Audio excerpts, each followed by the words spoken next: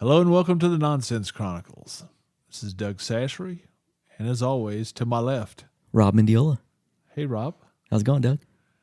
It's a good day today, man. It is. Very good day. It's a good day. Yeah, we were figuring that, we were talking earlier that even on an off week where I'm not doing as much traveling, I did I think 12 to 1,300 miles last week. Yeah, that's a lot, man. God dang. Yeah, man. I went to San Antonio and back, and I was like, okay, that's enough. That's a good trip for you, though, man. That's a pretty good trip, yeah. Yeah, you got out. Yes, you got out. Unusual, but yeah, we did it. Yeah. Yeah, I went to... you were in Dallas. I went to Dallas to...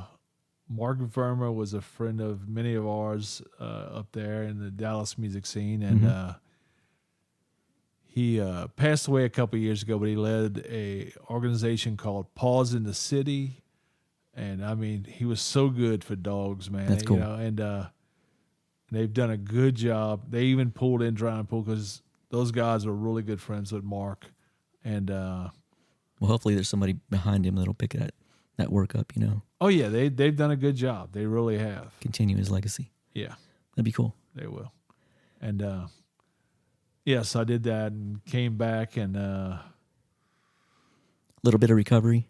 A little bit, you know. I had some of that too. Yeah. Yeah. Well, you had to work today too, just like I did. Yeah. So. But now we're podcasting.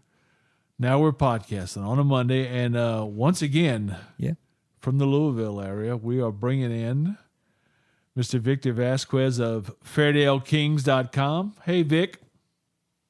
What's going on, gentlemen? How are you today? Very good here. Good, man. Doing well. That's good, yeah, because me and Rob joked about this a little while ago. Like sometimes we'll say we'll have somebody back, and we will eventually, like down the road, an album or two later. But when I told Rob that no, we'll have Vic on again pretty soon because the release, and we got great response out of that first episode. So, and it's Louisville, Kentucky. Yeah, Louisville, Kentucky. Like the Bats. Yes, sir. Louisville, Kentucky. Yes, sir. Okay, cool. Like Louder Than Life Festival. The Bats or and Louisville, Bats. Right? Yeah. Okay. And Slugger and the horse racing. Yes, horse racing. All that. All that goes on. And Muhammad Ali. Yeah. And there's lots of things in Louisville. Yeah, Louisville had a lot of... And you do some horse work too, right? Yes. Yes. Yeah, I've got I own several thoroughbreds. My dad was a jockey for 40 plus years, and now he trains our horses. And you know, another fact I kind of always piggyback on this one is that my uncle Jacinto Vasquez won 2 Kentucky Derbies, 1975 on Foolish Pleasure, and then again he won in 1980 on the second filly to ever win the Derby, Genuine Risk. So that's a fun fact that I always share. That's very cool. People are like, oh wow, yeah, he's a jockey who's in the Hall of Fame. So he's retired now, but it's in our blood. That's in your blood. It's the family on both sides of my family. My mom and dad, they met through the racetrack, and of course it's ingrained in me. I've been going to the racetrack since I was barely able to walk. And, now I give back to it, and I help my parents out by now I own thoroughbreds and let them train them. That's awesome, dude. That is very cool because I do remember Genuine Risk, so. Yeah. Well, and my uncle also rode the Great Filly Ruffian, who Disney made a movie about her as well. She's the one who tragically died in the match race in 1975 running against Foolish Pleasure. So he had the great honor, and he'll tell you that's the greatest filly he ever rode. Even though he won the Derby on a filly in Genuine Risk, he will straight up to your face tell you that Ruffian is the greatest filly ever. She never trailed in a race. Even after she broke her leg, that filly still continued to run, which actually did more damage because she had never trailed in any race. Wow. That's amazing. That's incredible. That's amazing. That's like watching, Secretariat just beat the living hell out of the second place horse in the Belmont. I mean, it was like, how many lengths did that horse? Oh, yeah. He won by 31 lengths. And, Ruffian, if you go back, and now you've got me sidetracked here, but she won like the Mother Goose Stakes by like 28, 27 lengths. She smashed track records as a 2-year-old filly.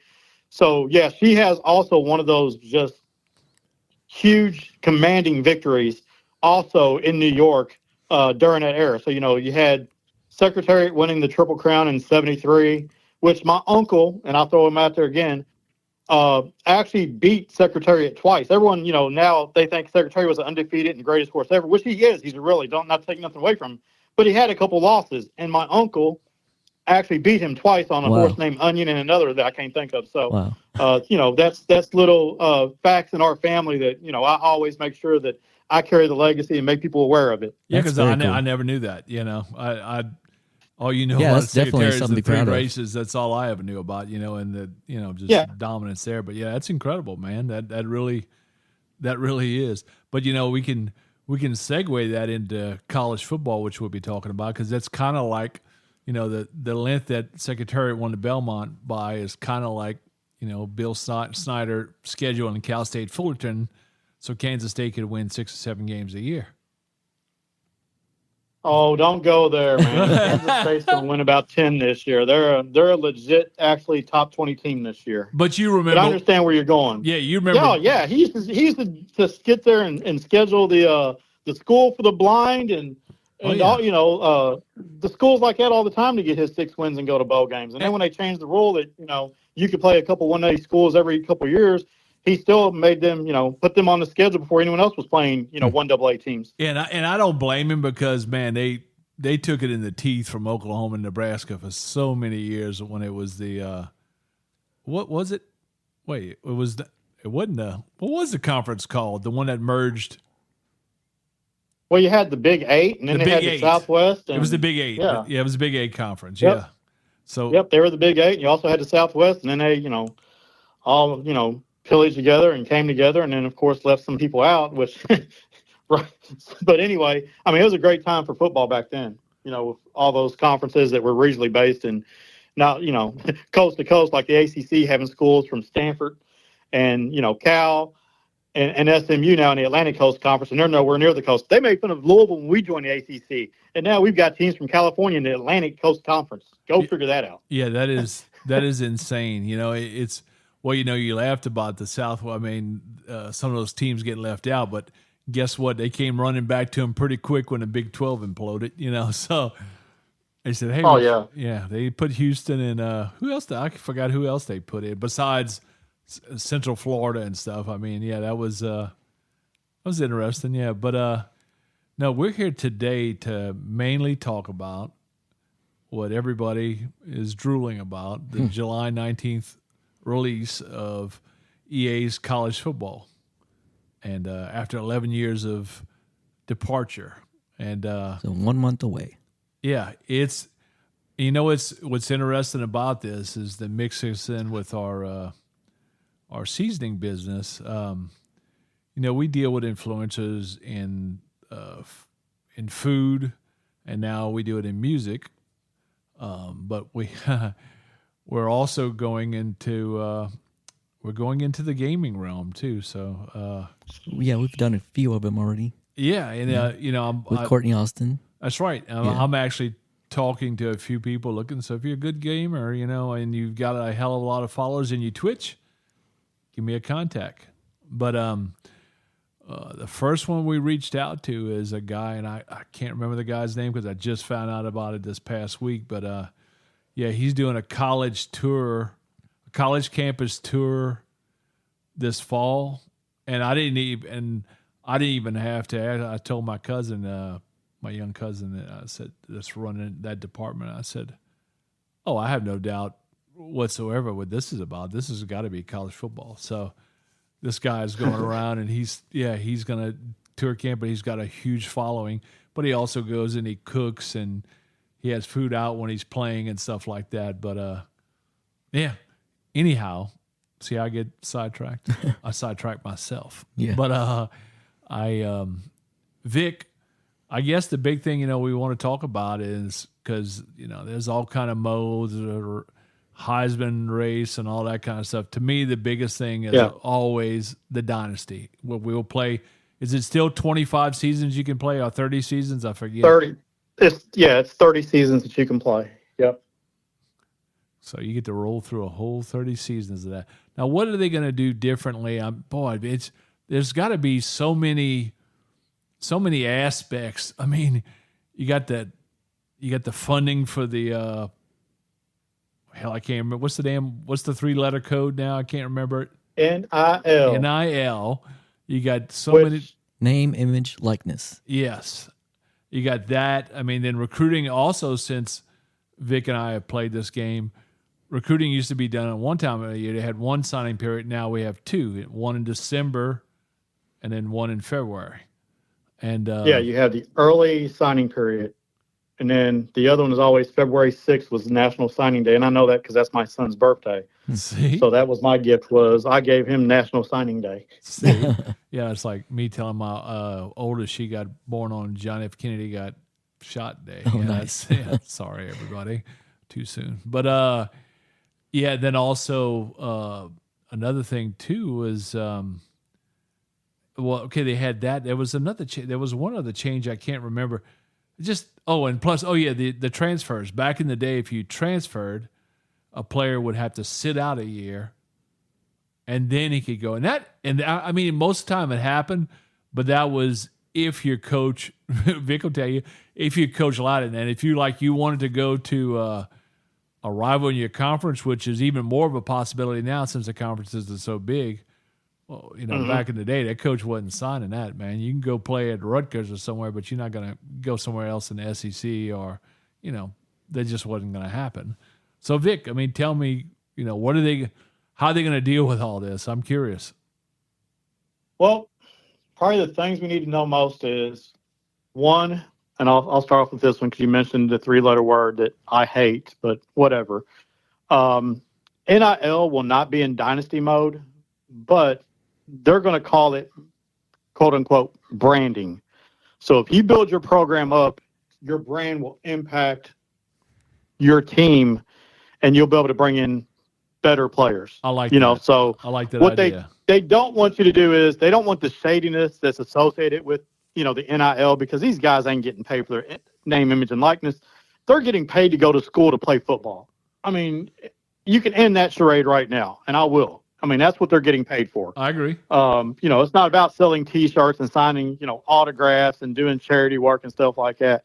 That's out the door. They're just throwing money at players to come to their school and play. So for EA to bring back the college football series, they cannot sit there and elaborate and, showcase the dirty behind the scenes. So what they've called is branding, which is good. I like the way they portrayed it. So, if you're a 5 or 6 star program, your brand basically means that you're going to have endorsement deals and give the guys chances to do commercials and stuff like that without going into the particulars of it, but that's what it's going to be. Now, with the NIL, though, and the branding, though, what's going to happen is players will also have the ability, though, to enter the transfer portal, which kind of alludes back to the last thing you were saying, where when we grew up, a guy could transfer. He couldn't do it within conference. They set up all these parameters. You couldn't go to a rival school. There might be 20 schools that a coach could sit there and say, you can't go here, here, here. Some of them might even say, like Nebraska, you can't even go to a school that we're going to play in the next 4 years in the future. We don't want to see you. We don't want to play again. You're a good player. I don't want to see you come in and, whip my butt 4 years from now because you have this grudge against me. So coaches kind of controlled all that. Well, in this new era of NIL and transfer portal, you're going to be able to, you've got to keep your players happy. At the end of the day, that's what it's about. If you make promises to your players, you tell them, hey, if you come to Northwest, South Central State to play and I offer you playing time, you better make sure that you honor that promise that you made the kid and you give him playing time. Because at the end of the year, and throughout the year, they're going to have updates. And you can go into your My School and look at the updates and see whether or not, how it's progressing. But if you promise a guy playing time and you're not playing him, he's going to be at risk of entering the portal. And then you'll have an update or an alert that says, hey, such and such is not very happy right now. And you can make that decision, that conscious decision. Are you going to change the path of what you're doing? Or are you going to keep doing what you're doing and playing the better player and risk losing that guy at the end of the year to the transfer portal? Yeah, something else. Go ahead. Yeah, I was going to say, and something else, though, involved with the transfer portal is, say that you're recruiting a highly, thought of player and you're top 5 Alabama and, you're down there in the Southeast, but you're looking at a quarterback who's the number 1 prospect in California. Now, they've developed something they call deal breaker, which I really like this. So if the number one quarterback is from California and his deal breaker, and not every player has these, just really, there'll be some random guys I think it's probably going to be the top recruits. But if his deal breaker is he wants to stay close to home or proximity to home, well, there's no way Georgia or Florida State or Alabama is going to sign that guy. It's going to be impossible. There still might be some factors, maybe the USCs or, UCLA or someone doesn't recruit him on the West Coast, But for the most part, if that guy says, I want to, stay close to home, he's going to stay close to home. Same thing on the flip side. If there's a kid from the Southeast and his deal breaker is that he wants to play in the SEC or he wants to be on television every single Saturday, well, he's going to want to stay in the SEC as opposed to going to, someone in the MAC or Conference USA or something like that. So what that's done is it's gave us different tiers as you go into this recruiting game. Because it's a game within a game. It's a little mini game to try to sign players. But it's going to make it harder to rebuild programs, though, because of all the little nuances involved in dynasty and in recruiting. So, that gives this game, there's a playability factor. Now, instead of just going in and throwing all your points at a player and signing them in the second year that you're at Southwest Louisiana, now it might be a process of 5 to 7 years before you can turn that program around. Now you've got to win 7 games, 9 games, 11 games, win the conference. Maybe you get an invite 10 years from now to go to the SEC or something. It gives us more joy playing the game. It makes it harder to recruit, to sign top, better classes. It makes the game a little bit more realistic. So I think that EA is going to receive great feedback from this. I mean, they've done a great job trying to build all this, and I like the direction that the franchise is going for sure. That's always been one of the biggest things to me was the recruiting. I mean, that is actually fun, very fun. But yeah, and getting to the point which you talked about with the unhappy. Yeah, I was starting to think of like there's always been some games, but you didn't really care about it as much. Like MLB The Show and some other things where so-and-so is unhappy because, his playing time. Well, guess what? Yeah. You're on my contract, under contract no matter what. But, yeah, it's going to be different in a college game, because those players could opt out.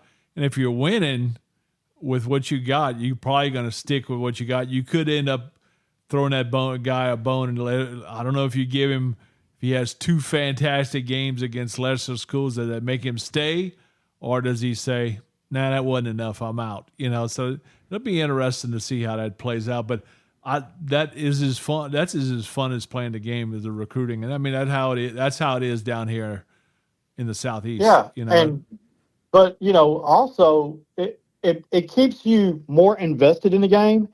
But like you've already talked about earlier, now there's two periods to recruit. You've got the early signing period, which will be in December. But then you also have the regular period. But then also you've got transfer portal. So during the season, you can only recruit the high school seniors, who'll be incoming freshmen, as well as JUCO players. So you've got to focus on, trying to bring in the freshman recruits. But at the end of the season, when the season wraps up, now basically, just like in real life, you're going to have to recruit your roster to convince some of those guys that might be interested in leaving for whatever reason. If it is you didn't meet, his playing time quota, maybe you aren't in contention for a national championship. That was one of his deal breakers. Maybe his NFL draft stock is too low. So you've got to recruit your current roster to keep them from either leaving to go play somewhere else or maybe even go to the NFL draft, which, that'll be they can't transport or export into Madden, but it's still a factor. Does a guy leave early to go play pro? But then also you've got to recruit the transfer portal guys, which would be guys from other schools. And you can't actually recruit the transfer portal players until the season's over. So it's going to be multifaceted. You've got to stay involved. You got to stay on top of your roster. You might have to keep a couple spots open because you're probably going to lose 5 to 10 players every year who are going to leave for whatever reason. So then how are you going to fill those gaps? If you lose your starting quarterback, what route are you going? Are you trying to bring in maybe a 3 or 4-star quarterback? Maybe you mix in a little bit of experience from maybe a JUCO player and then hit the portal and go sign that, starter from a mid-major program that might be looking to raise his draft stock a little bit, and say, hey, I want to play at a larger school. He might be like that kid, this year at Liberty. He's at Liberty, but what happens if he goes to like an Oregon or an Ohio State or somewhere and shows out? So that's always going to be intriguing on how you juggle your roster. So roster management is going to be very important. And tied into that, though, and we talked about this during our last discussion, is that the coaching skill trees has returned this year. So you've got 3 different skill sets as a head coach. You can either be a recruiter, a tactician, or a motivator. And that trickles down to your staff because now you also have offensive and defensive coordinators. So, like, if you're going to be at a small mid-major team and you know that it's going to take a while to rebuild your program, you might, as a head coach, decide you're going to be a recruiter. Well, you might hire an offensive and defensive coordinator who are also, very well versed in recruiting to turn around and try to get those boosts to help recruit better players to your program. If you're at a more established program like an LSU, an Ole Miss or whatever, you might, as a coach, be a tactician as a head coach, and then you have a recruiter as your offensive coordinator and a motivator as your defense coordinator. And now you're getting points from all 3 branches, and then you're trying to build up your coaching tree and those 11 different archetypes throughout your career, especially if you're looking at playing Dynasty and you're going to do it for 10 or 15 or 20 years. If you're looking for a long-term solution, you might want to sit there and try to fill out every branch. Now, you can't, and EA said that, but you want to try to get maybe 8 or 9 branches filled. You're still going to have some weaknesses, but you want to try to hit every, check every box that you can. And you know as well as I do that you're gonna lose coordinators to coaching jobs along the way. Yeah, that's the other thing. That was the next thing I was going to hit on is that the coaching carousel is back. So, your coordinators now can climb the ladder and take better jobs at bigger schools. Maybe they want, they got aspirations of becoming a head coach. They can do that. Also, though, there can be some good coaches that are currently, that we've known of. They're good coaches, but then they have a little bit of a dry spell. Well, maybe they get fired. Now you've got former head coaches in the coordinator pool. So maybe you might hire someone, and I'll use this one. We threw his name out last time. Bobby Petrino's out there. Next thing you know, he's an offensive coordinator at Arkansas. It's like, what? But you can do that. So, while you can hire and fire your coordinators, which is very intriguing, you've got to remember, though, your assistant coaches, your coordinators have built relationships with those recruits that they have. So if you decide that you're going to fire a coordinator, you also run the risk, though, of losing some of those recruits that are linked to that coordinator. So that's another, intriguing aspect to this game is that, you could fire a guy and think, hey, I'm going to get the next big shot, but you also might lose your whole defense if you fire the defensive coordinator. Yeah, have they tied can you I guess I'm curious if the defensive coordinator has the recruiting skill just like the head coach does. I'm wondering if it offsets the coach can still keep. I wonder how big of a deal that's going to be, I just don't know how that's going to tie in, It's going to be interesting to see how it does tie in. Well, there might be like 3 guys per class or something, that this guy was their primary recruiter and he's there. He could care less who the head coach is. He might just be all in on that defensive coordinator. So those are his, 2 recruits or 3 recruits. If he takes a job somewhere else, they're going to follow him wherever he goes. And it happens in real life. That's probably going to happen. Yeah. Yeah, just like real life. I mean, they might, I'm ride or die with that guy. That's what I'm going to roll with, and it'll probably be very similar. I mean, right now, all this information is coming from guys who have played the game and watched the presentation at EA. So they've leaked some of this information, but, we're going to see more this week. I think they're going to give some more clarity. See, last week was all dedicated to Madden, so it was kind of silent, but this week, there's going to be probably some more significant leaks, and I don't know if it's going to be, Road to Glory first or if they're going to talk Dynasty, but we should have a better idea here within the next 2 weeks. But looking at this and just listening to everything and reading the blogs, I think that's what it's going to be. I mean, there's going to be probably 1 or 2 players that, if you fire them, they're going to go with that coach, I like that. I mean, it's football, baseball, basketball. It's all about, relationships, and it's the same way they're trying to replicate it in the game. So I'm all for it. Let's try something new. It gives the game a little bit more depth to it. It makes recruiting a lot more interesting. And then when, like me, I'm going to be playing, we're going to have a draft here in a couple of weeks, in-person draft. We've got 16 guys going at it. And when I'm not just recruiting against, the AI and the computer. I've got 15 other people who can sit there and think on the fly and make adjustments.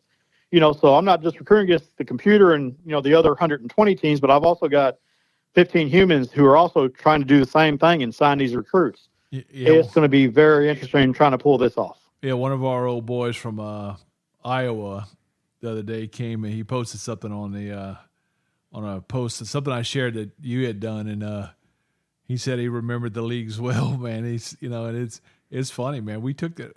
It was so serious, man. Like I said, in that game especially, you'd have a bunch of people that would play at the beginning, but then you'd have your group of diehards that would play every damn game, every season until the next release came out.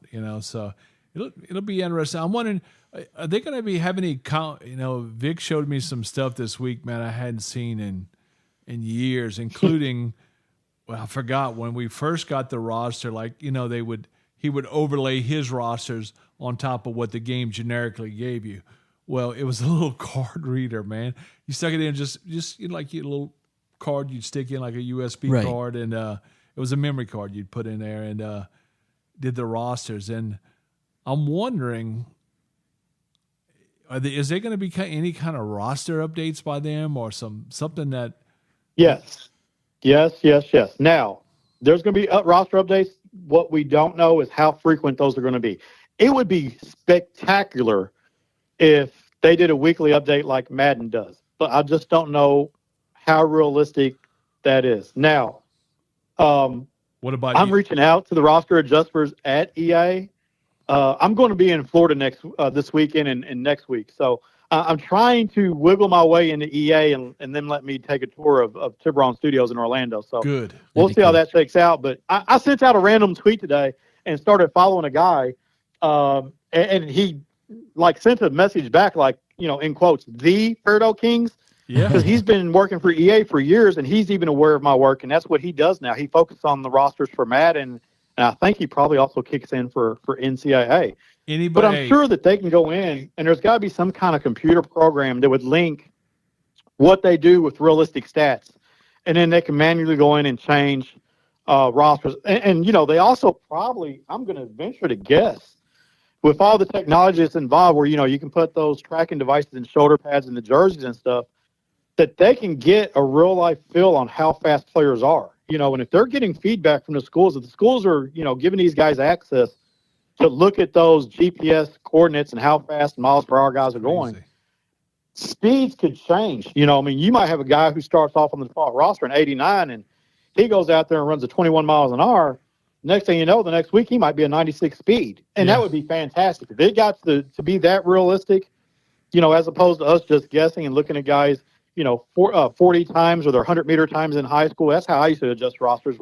I was going back and looking and trying to get information of when they ran track in high school, and I had a chart that would tell you what a certain speed would translate into, a 100-meter time or 200-meter time translated to your 40 time, and then also variables to slide your speed up and down. Oh yeah, look, that's what we used to do. That's crazy. Yeah, they had. I mean, it's gotten really good, but yeah, I mean, in the disparity between college pro players, you're getting the best of the best. Even the guys at the bottom of the roster are good players. Yeah. Man, they're great. Well, college, there's a huge disparity, So, and I mean, some guys get a lot better through their career. The ones that have to stay longer, but they get a lot better. And their skills grow. But I don't know if Vic remembers, but I used to have a guy that was on LSU, and there was always a couple guys that did this around the country. But LSU was good at doing it too, because LSU always had top track school. So they had a guy named Xavier Carter who was a wideout, and he wasn't the greatest wideout on the team in real life, but in the game, he had like 99 speed. So, yeah, I would send him. He'd go on the fly pattern every time, and if he got any kind of separation, and the ball was going to be in the air towards him, just let him run underneath it. Yeah. Yeah, I remember that quite well. That's on these games. Speed kills for sure. Now, will they have? Now, that would be great if you, because anybody who played the game or has, and that's why I was worried. It's like hopefully they have people that have a good recollection or involvement or something with the EA, with the college game before, because it's so important to have that. And anybody with continuity. Anybody with that will know about Vic's rosters. I mean, just that FAIRDALE King rosters was everywhere. Are there going to be any individual, like, because on Madden, people put, or on the show, people put up, Steven's rosters, whatever. And, there's consistently user rosters that are there. Is that going to be allowed in college, or, because I mean. It's not. I mean, you're only going to be able to make minor tweaks to the players. And that's just because they've all signed NIL deals. So their ratings are what their ratings are. We're still trying to learn how much we're going to be able to edit these guys. Like, can we just change their, equipment, their wristbands and stuff like that, jerseys? But I mean, I don't know. No one really knows how much we're going to be able to go in here and make changes. Because I mean, pretty much the default rosters are going to be just that. Yeah, and you can't do. We already know that you can't put players in the game like Arch Manning that are not in the game, so. Yeah, you won't be able to do that. Now, I mean, it'll be intriguing to see the customization that we can do to Team Builder. That's the creative school, which Team Builder is actually going to be in Dynasty as well, both offline and online. Yeah. But I still can't see them, if you go into Team Builder, if a player is already in the game, he's on the built-in roster, you're not going to be able to change it. But, you'll be able to go in and do anything you want probably to all the generic players. So if you go in there and say, okay, I want a cupcake roster or, whatever, you'll be able to change all those guys' names and their towns and go through that whole thing. But anyone who's actually coming pre-packaged in the game, who signed an NIL deal, the $600, you won't be able to make any changes to those guys. At least that's my understanding. Until someone tells me different, that's how I'm approaching this year. Yeah, I would say they're almost basically off limits. It'll be interesting, man. I can't wait. Like I said, that's Rob and I are going to both be on the road during that game release, and it's going to be in the back of my mind, my eyes. And I know Vic's going to be freaking texting me, and I'm just going to be like, God.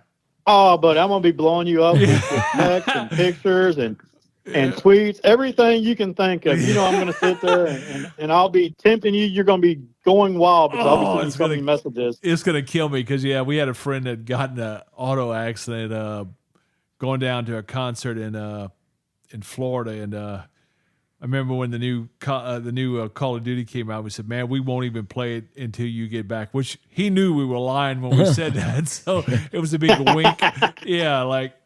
God, that's going to crush me for about a good 4 or 5 days. Like I said, I went ahead and paid for the early access, even though knowing I will be 1,000 miles away from home, But they appreciate it. Yeah, I mean, we talked before how me and Vic talked this week. The first Xbox traveled really well. Plus, they had a good suitcase for it, but it traveled well. The second generation, the Xbox 360.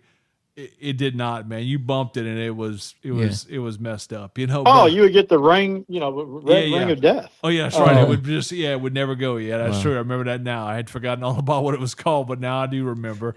It's giving me a twitch eye now. But now anything else on Dynasty? Yeah. Shoot. Yeah, let me I've got a laundry list. I've got about 20 things, but the next thing though in Dynasty that you have to think about is recruiting this time around is going to happen in stages. You remember, like I alluded to earlier, I said you could just throw points at players and you would automatically get them. Well, right. This time they've tightened it up. So the recruiting, gone is the ability to full recruit a guy on a 1 week basis. You won't be able to unlock a guy's skill tree until you bring him in for an official visit. I really like that. You've got to get the guy on campus to learn more about what his abilities are and stuff like that. And then you have to stay above a guy's cut line through the process. So you'll go from, recruiting a guy, you have to get locked into his top 10, then his top 8, top 5, and then finally top 3. And then you've got to be able to, divide your allotment of recruiting hours across the recruiting board. So the more hours that you have, the more you'll be able to share it among all the players. I think right now, from everything I've seen, it's about 55 hours is what you'll be able to to distribute per week for recruiting. Now, there might be a little bit of a boost if your archetype is recruiter. Maybe you'll get a boost and maybe get 60 hours. I don't know. That's just me spitballing, thinking out loud. Yeah, I think that's probably what's going to happen. But, once you get a player, though, locked into his top 5, then you can bring him in for a visit. And once you're able to designate that visit, who you're playing against really matters.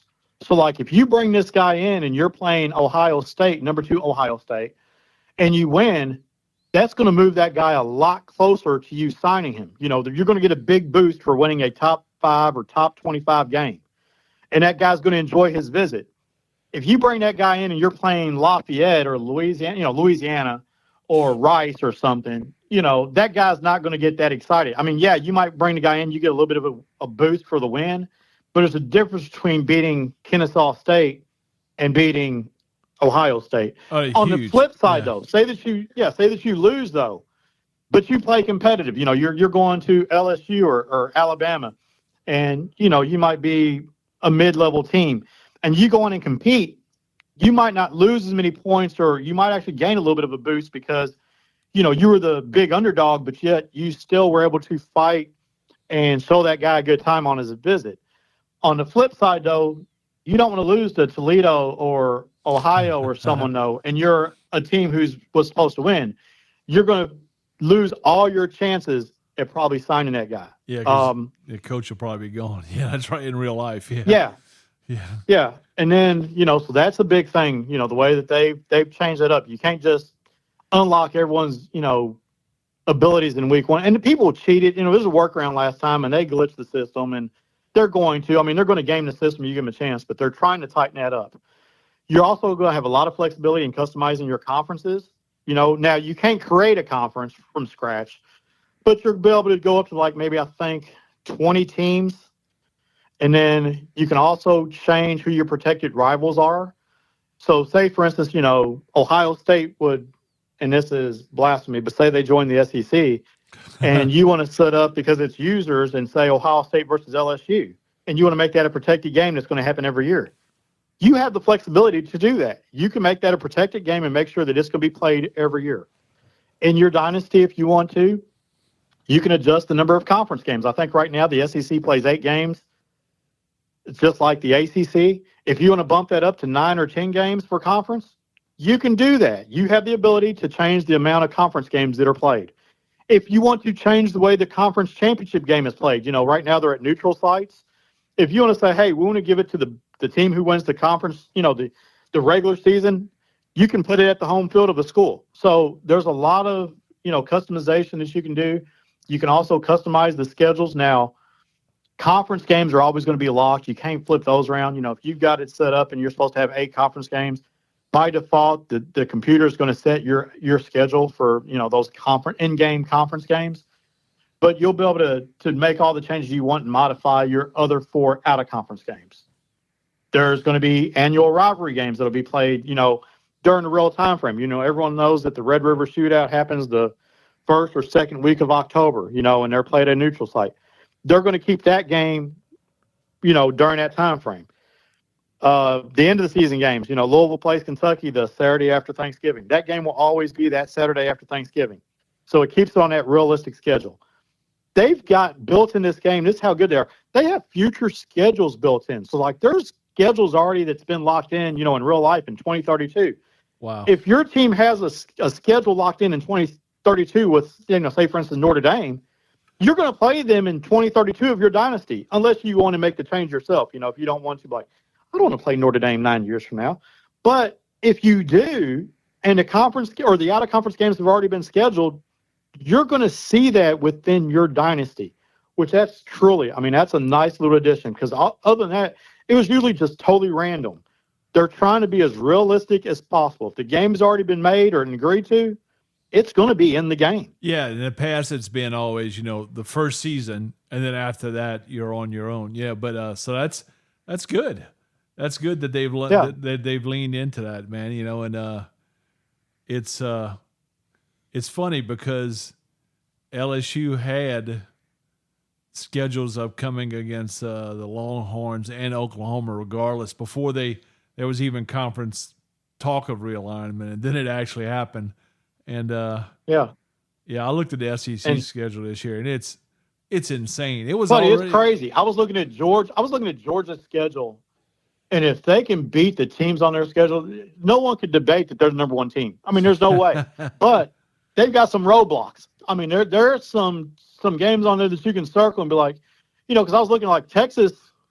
If they run the gauntlet, hey, that's great too. But like Georgia could have 2 losses very easy, just same as Texas. So it's hard pressed for me to sit there and say, okay, preseason poll they've got 3 losses. They've got Georgia 1 and Texas 3. One of those 2 teams is probably going to have 2 losses, and that second loss might be against each other. Say for instance, Texas might lose to Georgia in the regular season and again in the conference championship. So they're going to have 2 losses going into the playoffs. Will they make the playoffs with 2 losses? I think so. They very well could. What are we going? Is it 12? Is it 12 this year? 12. But what everyone forgets, and this is, have we promised whoever the number 12 team is going to be pissed off because the group of 5 schools are guaranteed 1 berth, the highest rated team. So you're going to have a Liberty, an Appalachian State, a Tulane, a school like that is a Boise State. They will be in the playoffs. So say, for instance, Louisville, and I'll throw them out there, we're picked to finish 3rd in the ACC. We've got 2 big games. I mean, we got Miami at home, but we're going to Notre Dame and we're playing Clemson. We could go 11-1 and lose to Clemson again in the conference championship, finish with 2 losses and be number 12 in the final poll. And our fan base would think, oh, we're number 12. We're going to the playoffs. We're in. And then we learn during Selection Sunday or whatever it is. 3 SEC teams at least. Yeah. Well, yeah, but that's fine. I'm okay. I'm okay. But what I'll be problem with is a 9-3 Boise State makes it because they're the highest rated group of 5 team, or a Memphis. Yeah. What? I don't like that. They get their place at the table, and that's good. But, for them to get their place at the table, they also need to be deserving. You can't just sit there and hand out, a big plate to someone who's bringing scraps to the table. I mean, look what happened last year. And we were in this position years ago, so it's hard for me to really frown upon it. But like Liberty, they went 13-0 and went to the Fiesta Bowl and got smacked 45-6 to Oregon last year. Yeah, and it's like, hey, when you get your chance, you got to make the most of it. But you can't sit there and go lay an egg. You got to be like Boise when they upset Oklahoma in the Fiesta Bowl, or be like Louisville when we went down and smacked Florida in the mouth. And we won. And and this is the age of the bowls where most of the players, unless it's a playoff game, they don't play. So I mean it's the bowl games don't mean the same they used to as when we grew up. They're irrelevant, man. Yeah. When they started making these teams that are 5-7 and 6-6, and you've got 50 bowl games, I mean, there's only about 30 teams who don't get to go bowling. There's no reward for it, and everyone wants to. I mean, before we all went to go as players because you got your care package. You might go.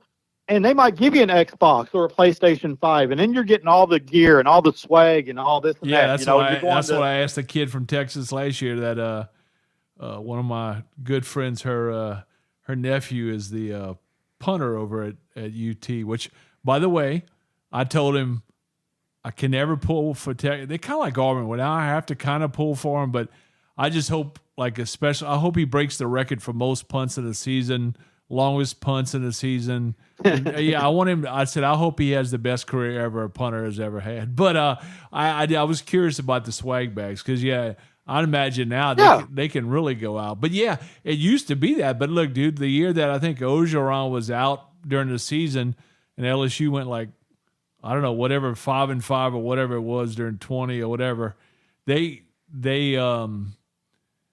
I want to say that we had a defensive back that used to play quarterback in high school playing quarterback in that game against Kansas State because he had somebody from Kansas State when I went up to Manhattan told me, yeah, we beat y'all in the bowl game. I was like, oh, did y'all? But that's a little different story. Now, had you done that 10 years ago? You got to remember, bowl games mean different things to different teams. For some of them, you go to a bowl game and it's disappointing because you think you ought to be playing in the BCS game or the playoffs or whatever, So some teams, will treat it as, hey, we're going to play next year's class. We're going to play the backups and see what we actually have in live action. Some teams, they're playing because they're going to the Orange Bowl, never been there, like Wake Forest or, a school like that who go to a big bowl game and be like, hey, this is our time to go out here and show out. So we heard that when we beat Florida a couple years ago. It was, well, Florida was disinterested. Oh, really? They lost one game all year. We smacked them and beat the crap out of them after they tried to knock out Bridgewater on the opening play of the game. And we beat y'all mercifully. And then you're going to sit there and say, well, we weren't interested. Really? Okay, y'all were talking all that smack, and we're going to beat Louisville by, 6 touchdowns. And we sit there and motorboat you. Don't sit there and tell me you weren't interested. But, my point is, though, different teams attack these bowl games differently. Some of them will use the practice time to get their players ready for the next year. Some of them will go in and use practice time to, actually go in and throw everything at you. They're running trick plays and every gadget play there is to do everything they can to win because, some of these on that platform, it's an opportunity for them to also recruit higher level players. It puts their team in a spot where there's eyes on those games. But, you can't be like Florida State last year and have 25, 26, 27 guys opt out.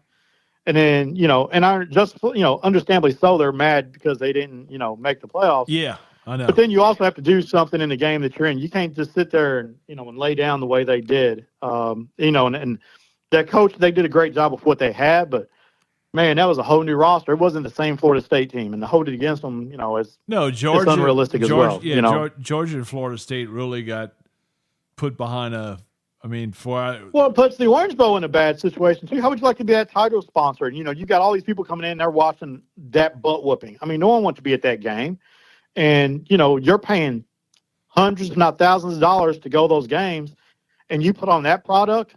But they ain't going to keep on putting on these games if that's what's going to happen either. I think there's going to be you're losing money as a school. When you go to these bowl games, you lose money because you have to take the 85 scholarship players.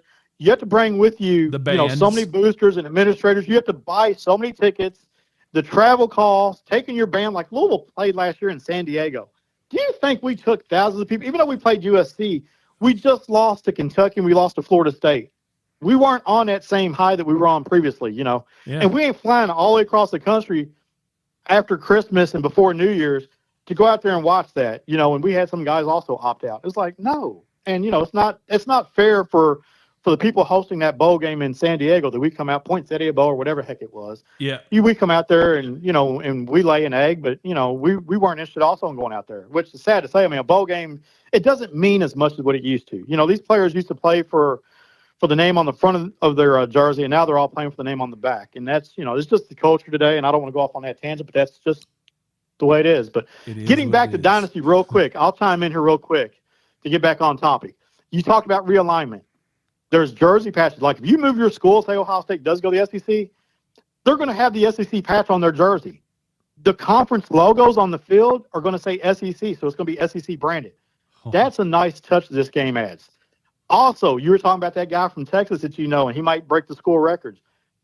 Dynasty mode is going to have the ability to track school records, conference records, and national records. So, Doug, when you're playing your Dynasty and you're beating up on all these bums because you don't want to play real people, you can win all the national awards, Doug. I mean, it'd be great. Yay. Yay, Doug. Hooray. Eighth place participation trophy. But, and there's also awards in the game. You got the Heisman.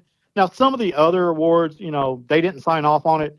I think after they see the feedback, they're going to all come back, because he's having Blitnikoff and, all the major awards were on the game. Yeah. So, we're going to have probably some generic awards and there'll be some name awards.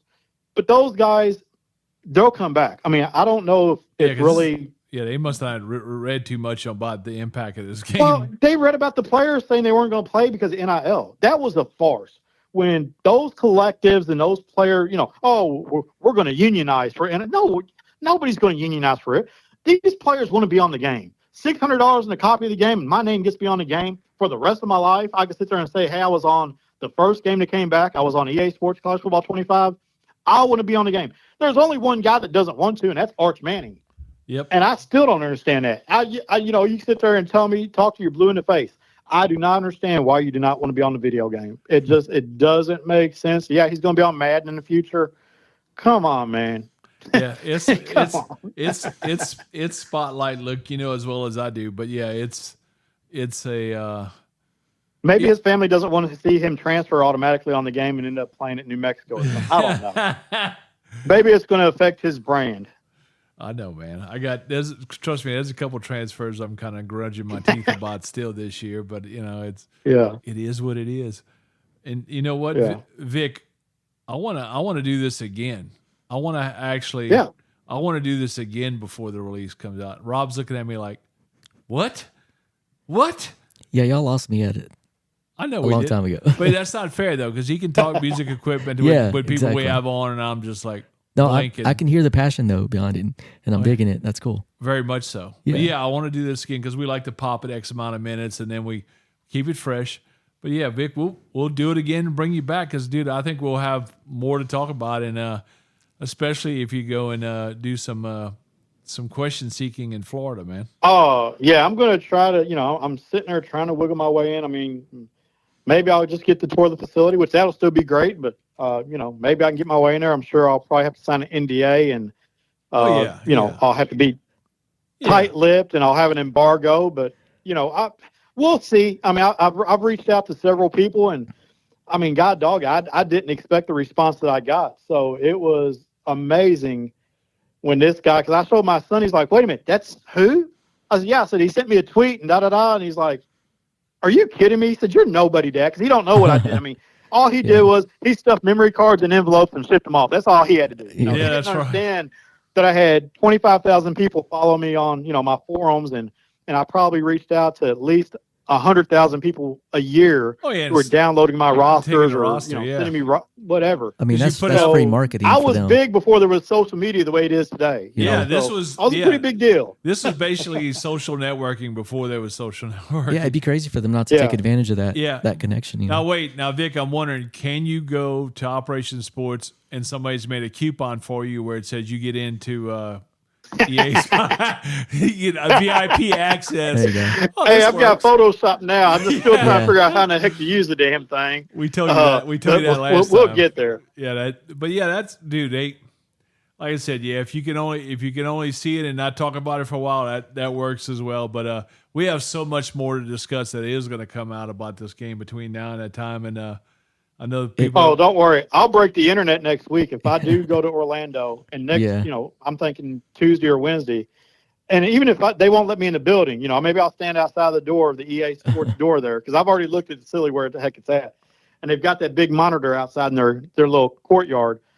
If I go sit there and take a selfie with that background behind me of NCAA football, it's going to break the internet. Are they? For sure. Are they? I mean, everyone will be hitting me up because I get messages right now, left and right. Have you got the game yet? Have they let you play the game? Cool. Dude, if I had played the game, I had NDA. I couldn't tell you, but the amount of people that harass me, and that's what it is every day. Do you have the game? Have you played it yet? What's it like? It's bringing back. I couldn't tell you. Dude, if I wanted to, I can't tell you. It's bringing back flashbacks to the old days, man. What about the? Where is that? Is that in Orlando? Yeah, they just moved into a new studio. Well, it's not a studio. It's like a 6 or 7 story building in Orlando. I think they moved in somewhere between 21 and 22.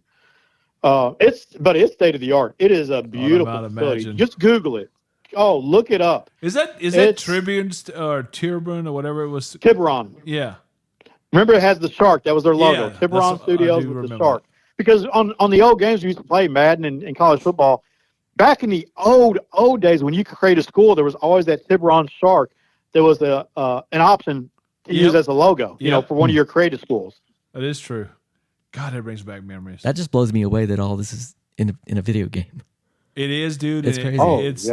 And like I said, this is and all the metrics that go inside multi-billion-dollar business. And like I said, it was them putting that all together before, but then you had a network outside of that creating content for it, which is unbelievable. Well, it's pretty crazy. EA Sports just in North America, they've got that huge facility and studio up in Vancouver, Canada. Right. Then they also have one out in Silicon Valley in California, which naturally that's where a lot of stuff's made. But as far as the college football, Madden, and I want to say, was it FIFA? Something else, maybe golf, is based at Tiburon. So, those studios have their own, niches, things they focus on, their specialty. But Tiburon in Florida was Madden and college football. That's what they're known for, and that's what's kept the lights on for years. And even when NCAA went away, now college football 25, they were able to maintain just with Madden. I mean, that's the flagship. That's what's selling, content for them. Everything else is kind of like, in real life, college football or high school football carries the torch for everyone else. Everyone else gets to sit there and ride their coattails and get dragged to the promised land. Football is paying the bills. NFL has a major contract. It trickles down to virtual gaming and esports. You're going to see the same thing with college football as well as Madden. Yeah, and I would bet that when people see the success in the industry, see the success of the college game, they're going to want to bring basketball back. I can almost smell it because I know that baseball's been shot down right now, but I don't remember I know Coach K had a game we used to play at, and then they had the March Madness, right? Which I love the college game. I mean, I remember the game that had Blake Griffin on the cover, which might have been around 2010. Yeah, wasn't I actually edited the rosters for the college baseball game. That was great, but it was short lived. It only lasted for about 2 years. Yeah, that was a small one. But I remember that game was awesome. Yeah, it was. What about now? Didn't 2K have the market on the college game? Well, they had the college game, but also they had a college game, but also EA had a college game. Yeah, they did. But I thought it was maybe 2K. But I mean, we'll see. Like I said, but I think 2K hoops or whatever it was. Yeah, I think that's gonna. I think because I think the success of this game and it's well, it's gonna be huge, man. 2K now has the ability to do FIFA. Because, EA this year didn't have a FIFA game. It was called something like, FC Soccer or whatever. They do have that. Yeah, that's right. And they lost a lot of the license. And they were like, we're going to put out this product and we're going to do it. And we're not going to have this league and this league and this league and these players. It's like, buddy, we play your game because you have license to, leagues in 30 countries. And you have all these players and they play it, like in the Premier League, and all the Champion League and all that. That's why I'm buying FIFA. I could care less about your FIFA Ultimate Team. I really could. I mean, I played it, but I played your game because I could jump in there at any time and play as anybody throughout the world. And when they got rid of all those guys and said, we're going to put out a game and it's going to be half of what it was, I'm sorry. I didn't buy FIFA this year. But I know. 2K is going to have the license for soccer moving forward. Now, EA, please, if you could, Doug, y'all blank that part out. I'm still trying to get in EA. EA, you're the best game creator in the world. Listen to what I'm saying. I'm coming down there next Wednesday. I'm going to sit there and stand in front of EA Studios at Tiburon, and someone's going to let me in the door. I'm putting that out there. So, EA, if you're listening, FAIRDALE Kings will be on your doorstep next week. Hey, don't escort me out with security. I will be there. It is all it's hell, we love playing it, man. We just they know that we've been here waiting 11 years to get back on that horse, man. We've been right here. And it was like I swear it was like somebody taking a dagger when we knew we weren't going to have it. But you know what the frustrating thing is, and we can wrap this up, I know we're moving on close to an hour, is that you've got all these content creators who get invited. The media, that's great. That's fine. But you've got gamers who primarily focus on Madden, and their niche is they're going to talk bad about a game. There's people right now who are already bad-mouthing college football, and they haven't even played the game. And those that have played it and are bad-mouthing it, why would EA even bring you in and have you as an ambassador to this game if you're going to do nothing but talk ill about this great game that so many people have enjoyed for years? Yeah, that's just the only thing that just burns me up. I've been doing this for a long time, almost 20 years gaming, but for EA Sports, since it was Bill Walsh football, and that was an EA game. 20 years invested in this game. And I can't get, hey, FAIRDALE Kings, I know you did this thing big for us for 12 years. You want to come down here and, we'll bring you in? I might not a call. Yeah, I'm not hard to find. I promise you. I think they're missing it. Hey, you got a shout out on the magazine. So on what's his name? Yeah, Phil Steele. Do you believe that? Yeah, it's big. That's the biggest college preview magazine. And buddy, he shared. I was blown away. That's awesome, blown away that Phil Steele. And then today I got my magazine and I posted. It was like, at Phil Steele, I said the college football Bible came out, and then I put Phil 617. College football season has arrived. So maybe he'll repost that one. But man, for Phil Steele to repost me. I loved every second of that. That's awesome, man. That guy right there has been doing it big 25 years. Yeah. He's the most accurate predictor of college football standings and conferences and who the best players are. That guy, he works almost as hard as I do. He works 9 months out of the year, 20-hour days. I mean, it's amazing how hard that guy works. Yeah, that was pretty amazing. But I think like that's why it's just like I thought bringing somebody like you to there to view and taste and touch, as long as they can trust you, and of course they can. Anybody that knows you can. But I think that would be smart because it's people involved. That's the same reason why I wanted people that were somewhat involved with the other game, the old game, to come back and do it because I felt comfortable with that. I don't want somebody who's going to put in jetpacks on running backs. And I'm just using that as an example because we've seen stuff in the past, like especially if you play combat games too, where they do, and we're like, what the is this bullshit? Well, you've got to remember too, Doug, is that this game's been away for 11 years, and we talked about it on last, show. All the old gamers are coming back. So I give them an audience that they don't have right now because while they've got all these guys who are content creators and they do Madden, they've been doing it, filling the void for the last 4 or 5 years, and yes, they've got great followings. I do not dispute that one bit. But say that you put me at 50 years old down there. W's 35 and does Madden, and he has a great following because the older gamers kind of gravitate toward him. Put me in that position at 50 years old with all the knowledge that I have and all the experience playing these games, and the audience that I'm going to bring in with the older gamers, the OGs, who are going to come out the woodwork and will listen to me and not be reading them crap. Because a lot of you watch some of these content creators and like, what are you talking about? Well, I get like, that really? Too. I get that too. You have no idea what's going on, and you're sitting there just parroting what someone else said. You have no experience playing the game. I mean, you guys have been doing this since you're 15 years old, and you have no idea. Like, I'm supposed to throw the ball 100 times a game. No, you're not. I mean, let's talk about real football here. Let's talk sim football. And I could reach an audience that those guys don't have the ability to do. And I'm not for everybody. I'm not saying I am, but I give you that different demographic that I can reach out to and talk to. I know that was the thing I knew that it's funny. Like I said on Operation Sports and all the things. As soon as Vic's name came up there, Fairdale Kings, it popped immediately. Everybody got a breath of what they had. I think a lot of them didn't think I was still alive. They thought I'd been gone for so long that I was missing.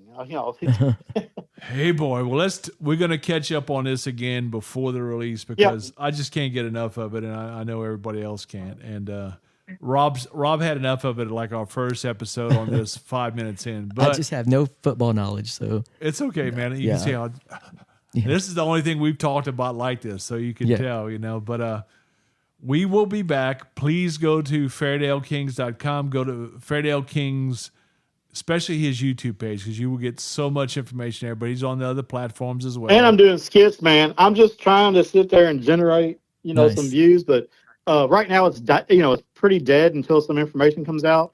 But it's a way to reach out to the community and give them something to laugh about. And then I've actually talked about Doug and his professional life. So a little bit of testimonial there, but I try to do a couple different things and just entertain people. And good luck no doubt. I mean, good luck getting in too, EA. Yeah, I definitely. No doubt. Thank you. Yeah, Vic, you guys keep doing what you're doing, man. I've been following you and watching videos and listening to podcasts.